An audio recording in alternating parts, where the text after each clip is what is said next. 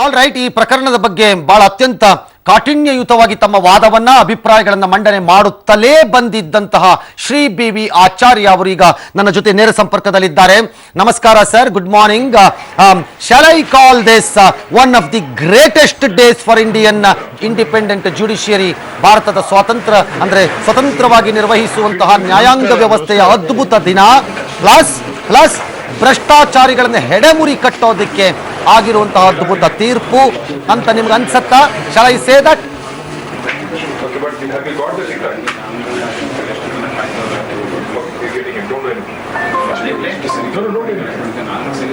Correct. ನಾನು ಈಗಾಗಲೇ ಹೇಳಿದ್ದೇನೆ, ಈ ತೀರ್ಪಿನಿಂದ ಎರಡು ಮುಖ್ಯ ಸಂದೇಶ ಹೊರಡ್ತದೆ. ಒಂದು ಏನು ಅಂತ ಹೇಳಿದ್ರೆ, ನಮ್ಮ ನ್ಯಾಯಾಂಗ ಬಹಳ ಬಲವಾಗಿದೆ ಮತ್ತೆ ಸ್ವತಂತ್ರವಾಗಿದೆ. ಎರಡನೇದ್ದು, ಅದಕ್ಕಿಂತಲೂ ಮುಖ್ಯವಾದದ್ದು ಏನು ಅಂತ ಹೇಳಿದ್ರೆ, ಈ ತೀರ್ಪಿನಿಂದಾಗಿ ಭ್ರಷ್ಟ ಅಧಿಕಾರಿಗಳಿಗೆ ಮತ್ತೆ ಭ್ರಷ್ಟ ರಾಜಕಾರಣಿಗಳು ಇದನ್ನು ಒಂದು ಪಾಠ ಅಂತ ಕಲಿಬೇಕು.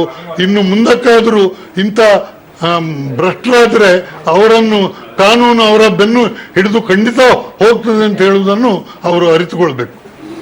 ಆಲ್ ರೈಟ್, ಆ point is accepted, but there is a concern. ಇದರಲ್ಲಿ ಕನ್ಸರ್ನ್ ನೀವು ಶೇರ್ ಮಾಡ್ಕೋತೀರಿ, ನಾನು ಶೇರ್ ಮಾಡ್ಕೋತೀನಿ ಅನ್ಸತ್ತೆ. How did a high court judge can go so wrong? Mathematics ಅಲ್ಲಿ, ಲೆಕ್ಕಾಚಾರದಲ್ಲಿ ಒಬ್ಬ ಹೈಕೋರ್ಟಿನ ನ್ಯಾಯಮೂರ್ತಿ ಹಾಗೆ ಅಷ್ಟೊಂದು ರಾಂಗ್ ಹೋಗ್ಲಿಕ್ಕೆ ಸಾಧ್ಯ ಏನು? It is a fact, it has happened. ಸಾಧ್ಯವಂತ ತಾವು ಕೇಳಿದ್ರೆ ನಾನು ಏನು ಹೇಳುದು? ಅದು ಆಗಿದೆ ಅಲ್ವಾ? ನಾನು ಅದಕ್ಕೆ ಒಂದ್ಸಲ ಹೇಳಿದೆ, ಹೈಕೋರ್ಟ್ ನ್ಯಾಯಮೂರ್ತಿಗಳನ್ನು ನೇಮಕ ಮಾಡಬೇಕಾದ್ರೆ ಅವರಿಗೆ ಮ್ಯಾಥಮೆಟಿಕ್ಸ್ ನಲ್ಲಿ ಒಂದು ಟೆಸ್ಟ್ ಕೊಡಬೇಕು ಅಂತ. ಆಲ್ ರೈಟ್, ಮ್ಯಾಥಮೆಟಿಕ್ಸ್ ಟೆಸ್ಟ್ ಆಮೇಲೆ ಕೊಡ್ತೀವಿ, but I have A different concern sir.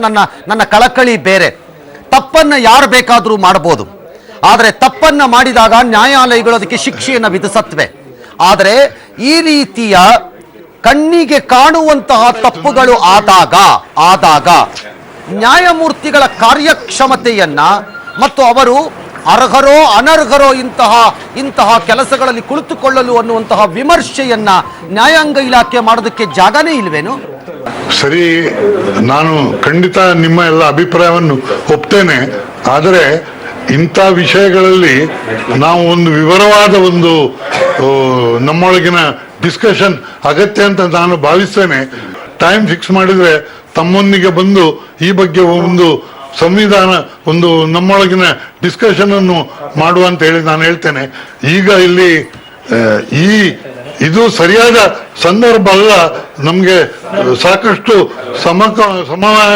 ಸಮಯ ಅವಕಾಶ ಇಲ್ಲ ಅಂತ ಹೇಳಿ ತಮ್ಮ ಹತ್ರ ಹೇಳಲಿಕ್ಕೆ ನಾನು ಅಪೇಕ್ಷೆ ಪಡ್ತೇನೆ.